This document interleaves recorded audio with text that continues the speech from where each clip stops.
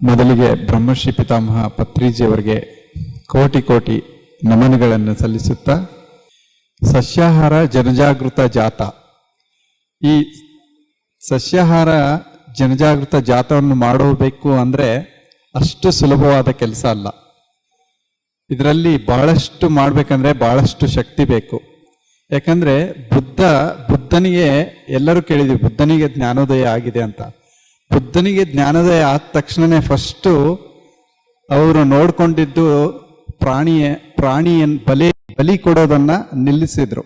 ಎಷ್ಟೋ ಪ್ರಾಣಿಗಳನ್ನ ಅವರು ಧ್ಯಾನದಲ್ಲೇ ಯಾವಾಗ ಜ್ಞಾನೋದಯ ಆಯ್ತು ಅವಾಗ ಒಂದು ಪ್ರಾಣಿಯನ್ನ ಹಿಂಸೆ ಮಾಡುವಾಗ ಅದು ಎಷ್ಟು ಹಿಂಸೆ ಆಗುತ್ತೆ, ಎಷ್ಟು ರೋದನೆ ಆಗುತ್ತೆ, ಎಷ್ಟು ದುಃಖ ಪಡುತ್ತೆ ಅದನ್ನ ನೋಡ್ಕೊಂಡ್ರು. ಮತ್ತೆ ಎಷ್ಟೋ ವರ್ಷಗಳು ಹೀಗೆ ಕಳೆದು ಮತ್ತೆ ಒಬ್ಬ ಹೀರೋ, ಈ ಭೂಮಿಗೆ ಹೀರೋ ಒಬ್ಬ ಬಂದಿದ್ದು ಅಂದ್ರೆ ಬ್ರಹ್ಮಶ್ರೀ ಪಿತಾಮಹ ಪತ್ರಿಜಿ. ನಿಜವಾದ ಹೀರೋ.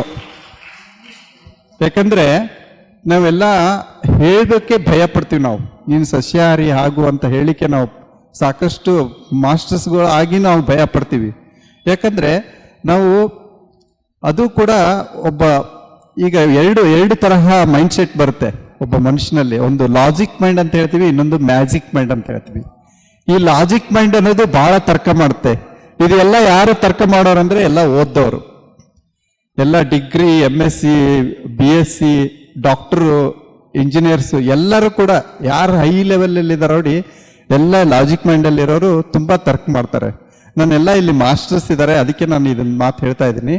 ನಾವು ಅದಕ್ಕೆ ಪ್ರಾಣಿ ಹಿಂಸೆ ಮಾಡಿದ್ರೆ ಹಾಗಾಗುತ್ತೆ ಹೀಗಾಗುತ್ತೆ ಅಂತ ಹೇಳೋ ಫಸ್ಟ್ ಮೊದಲು ಧ್ಯಾನ ಮಾಡು ಅಂತ ಹೇಳ್ಬೇಕು ಫಸ್ಟ್. ಯಾಕಂದ್ರೆ ನಾವು 2008ರಲ್ಲಿ ಇಲ್ಲೇ ನ್ಯಾಷನಲ್ ಪ್ಲೇ ಗ್ರೌಂಡ್ ಅಲ್ಲಿ ಫಸ್ಟ್ ಧ್ಯಾನ ಸ್ಟಾರ್ಟ್ ಆಗಿತ್ತು. ಅಂದ್ರೆ ಫಸ್ಟ್ ಸಸ್ಯಾಹಾರ ಜಾಥಾ, ಅದರಲ್ಲಿ ನಾನು ಭಾಗವಹಿಸಿದ್ದೆ. ಅವಾಗ ಇವಾಗ ಇಷ್ಟೊಂದು ಜನ ಇದ್ದಾರೆ, ಇವಾಗ ಇಷ್ಟೊಂದು ಮಾಸ್ಟರ್ಸ್ ಇದ್ದಾರೆ. ಆ ಟೈಮಲ್ಲಿ ವರಾಮೂರ್ತಿ ಸರು, ನಾವು ಒಂದು ಗ್ರೂಪ್ ಇರ್ತಿತ್ತು. ಎಷ್ಟಂದ್ರೆ ಹಬ್ಬ ಅಂದ್ರೆ ಒಂದು 50 ಜನ ಮ್ಯಾಕ್ಸಿಮಮ್ ಅಷ್ಟೇ ಇರೋದು. ಸೊ ಅಷ್ಟರಲ್ಲಿ ಎಷ್ಟೊಂದು ಅದ್ಭುತವಾಗಿ ನಡೀತಾ ಇತ್ತು ಕಾರ್ಯಕ್ರಮಗಳು. ನಾವು ಹೇಳುವಾಗ ವೈಜ್ಞಾನಿಕವಾಗಿ ಹೇಳಿದಾಗ ಅವನ ಮನಸ್ಸು ಒಪ್ಪಿಕೊಳ್ಳುತ್ತೆ.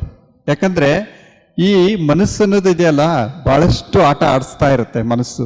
ಒಂಥರ ಮರ್ಕಟ ಅಂತ ಹೇಳ್ತೀವಲ್ಲ, ಅದನ್ನ ನಾನು ಇವನ್ ಮಾತು ಯಾಕೆ ಕೇಳಬೇಕು ಅಂತ ಮನಸ್ಸು ಬರುತ್ತೆ. ಅದಕ್ಕೆ 41 ದಿನ ನಾವು ಎಲ್ಲೇ ಹೋದ್ರೂ ಕೂಡ ಫಸ್ಟು ಸಸ್ಯಾಹಾರಿಯಾಗಿ ಅಂತ ಹೇಳಲ್ಲ, ಫಸ್ಟ್ ಕೊಡೋದು 11 ದಿನ, 21 ದಿನ ಮತ್ತೆ 41 ದಿನ ಧ್ಯಾನ.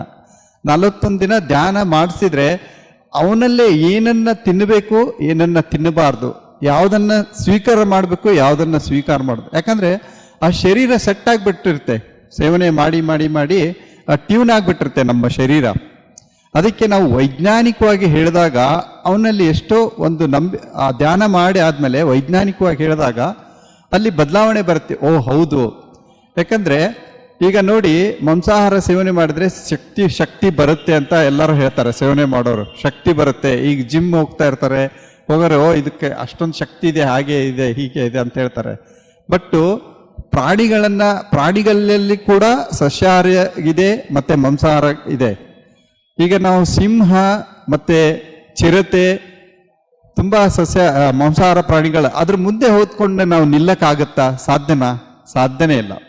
ಅದೇ ನೀವು ಸಸ್ಯಾಹಾರಿ ಪ್ರಾಣಿಗಳಂತ ಒಂದು ಹಸು ತಗೊಳ್ಳಿ, ಒಂದು ಆನೆ ತಗೊಳ್ಳಿ, ಅದ್ರ ಮುಂದೆ ಹೋಗಿ ನಿಂತ್ಕೋತೀವಿ, ಅದ್ರ ಮೇಲೆ ತಲೆ ಮೇಲೆ ಕೈ ಆಡಿಸ್ತೀವಿ, ಮೈಯನ್ನು ಸವರ್ತೀವಿ.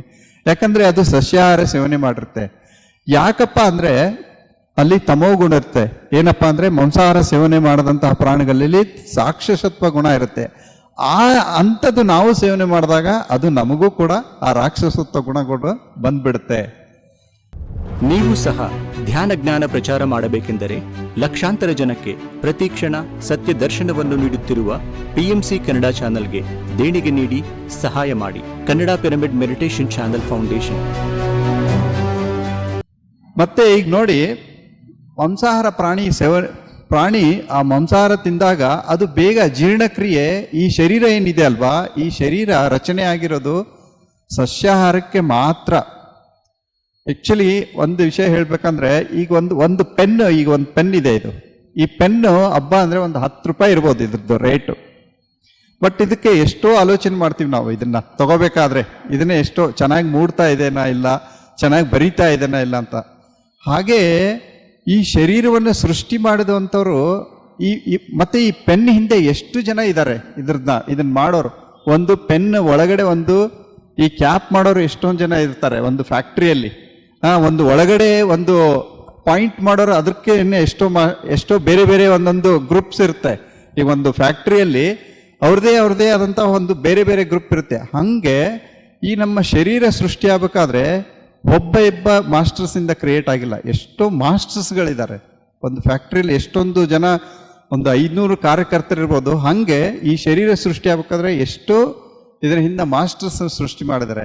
ಅದಕ್ಕೆ ಬಸವಣ್ಣ ಈ ಒಂದು ಜನ್ಮ ಈ ಒಂದು ಹಾಳು ಮಾಡಿಕೊಳ್ಳಬೇಡಿರಿ ಹುಚ್ಚಪ್ಪಗಳಿರ ಅಂತ ಹೇಳಿದ್ರು. ಅದನ್ನ ನಾವು ಈ ಧ್ಯಾನಕ್ಕೆ ಬಂದಾಗ ಮಾತ್ರ ಅರಿವಾಗುತ್ತೆ. ಈಗ ನಾನು ಹೇಳಿದೆ, ಈ ಮಾಂಸಾಹಾರ ಪ್ರಾಣಿ ಅದರದ್ದು ಜೀರ್ಣಕ್ರಿಯೆ, ಅದರದ್ದು ಒಂದು ಜೀರ್ಣಕ್ರಿಯೆ ನೋಡಿದಾಗ, ನಮ್ಮ ಜೀರ್ಣಕ್ರಿಯೆ ನೋಡಿದಾಗ ಅದು ಬರೀ 3 ಇಂದ 4 ಫೀಟ್ ಅಷ್ಟೇ ಇರುತ್ತೆ ಅದರ ಕರಳು. ನಮ್ಮ ಕರಳು 13 ರಿಂದ 14 ಫೀಟ್ ಇರುತ್ತೆ. ಬಟ್ ನಾವು ತಿನ್ನಂತ ಆಹಾರ ಬೇಗ ಜೀರ್ಣ ಆಗಲ್ಲ. ಬಟ್ ಅದು ತಿಂದಂತ ಆಹಾರ ಬೇಗ ಜೀರ್ಣ ಆಗತ್ತೆ. ಅಲ್ಲಿ ಬೇಗ ಜೀರ್ಣ ಆಗಿ ಅದು ಆರೋಗ್ಯವಾಗಿರುತ್ತೆ ಆ ಮಾಂಸಾಹಾರ ಪ್ರಾಣಿಗೆ. ಬಟ್ ನಾವು ತಿಂದಂತ ಆಹಾರ ಎಷ್ಟೋ ಟೈಮ್ ತಗೊಳುತ್ತೆ. ಸಸ್ಯಾಹಾರ ತಿಂದ್ರೂ ಟೈಮ್ ತಗೊಳುತ್ತೆ, ಮತ್ತೆ ಮಾಂಸಾಹಾರ ತಿಂದ ಮೇಲೆ ಇನ್ನೂ ಸಮಯ ತಗೊಳುತ್ತೆ. ಅಲ್ಲಿ ಮತ್ತೆ ಮಾಂಸ, ಇದು ದೇಹನೇ ಮಾಂಸ, ಅದು ಕೂಡ ಮಾಂಸ. ಅಲ್ಲಿ 100% ಡೈಜೆಸ್ಟ್ ಆಗಲ್ಲ, ಜೀರ್ಣ ಆಗಲ್ಲ. ಅದು ಹಾಗೆ ಸಂಪೂರ್ಣವಾಗಿ ಜೀರ್ಣ ಆಗೋದಿಲ್ಲ, ಹಾಗೆ ಡಿಪಾಸಿಟ್ ಆಗ್ತಾ ಆಗ್ತಾ ಆಗ್ತಾ ಆಗ್ತಾ ಮುಂದೆ ಒಂದು ಮತ್ತೆ ಕಾಯಿಲೆ ಬರುತ್ತೆ. ಮುಂದೆ ಒಂದು ರೋಗಕ್ಕೆ ತುತ್ತಾಗ್ತೀವಿ. ನಾನು ಲಾಸ್ಟ್ 1 year ಬ್ಯಾಕು ಇಲ್ಲೇ ಕೋರಮಂಗಲ ಅಂತಿದೆ, ಇಲ್ಲಿ ಕೋರಮಂಗಲ ಅಲ್ಲ, ನಮ್ಮ ದೇವನಹಳ್ಳಿ ತಾಲೂಕಿನಲ್ಲಿ ಒಂದು ಕೋರಮಂಗಲ ಓಪನ್ ಏರ್ ಜೈಲ್ ಇದೆ. ಅಲ್ಲಿ ಓಪನ್ ಏರ್ ಜೈಲಲ್ಲಿ ನಾವು 11 ದಿನ ಒಂದು ಧ್ಯಾನ ಇಟ್ಕೊಂಡಿದ್ದೆವು. ಅಲ್ಲಿ ಖೈದಿಗಳಿಗೆ, ಅಲ್ಲಿ ಜೈಲಲ್ಲಿರುವಂತಹ ಖೈದಿಗಳಿಗೆ 11 ದಿನ ಧ್ಯಾನ ಮಾಡಿಸಿದ್ದೆವು. ನಾವು ಏನೂ ಹೇಳಿಲ್ಲ, ಫಸ್ಟು ನೀನು ಸಸ್ಯಾಹಾರಿಯಾಗು ಏನೂ ಹೇಳಿಲ್ಲ. ಬಟ್ ಅವರು ಮಾಡ್ತಾ ಅವರು ಕೂಡ ಮಾಂಸಾಹಾರ ಸೇವನೆ ಮಾಡ್ತಿದ್ರು. ಅವರು ಮಾಡ್ತಾ ಎಷ್ಟೊಂದು ಬದಲಾವಣೆ ಬಂತಂದ್ರೆ, ನಾವು ಸಸ್ಯಾಹಾರ ಬಗ್ಗೆ ಹೇಳಿದಾಗ ಅವರಲ್ಲಿ ಕೇಳಕ್ಕೆ ಸ್ಟಾರ್ಟ್ ಮಾಡಿದ್ರು.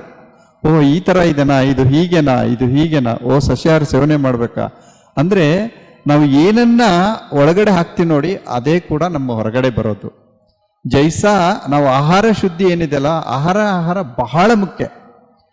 ಯಾರು ಇವನ್ ಅಡಿಗೆ ಮಾಡೋರು ಕೂಡ, ಪತ್ರಿ ಸರ್ ಹೇಳ್ತಾರೆ, ಪತ್ರಿ ಸರು ಮತ್ತೆ ಪೂರ್ಣಾನಂದ ಸ್ವಾಮೀಜಿಯವರು ಕೂಡ ಎಲ್ಲಿ ಹೋದ್ರು ಎಲ್ಲಿ ಕೂಡ ಆಹಾರ ತಿನ್ಬೇಕಾದ್ರೆ ಎಲ್ಲಿ ಸೇವನೆ ಮಾಡಲ್ಲ.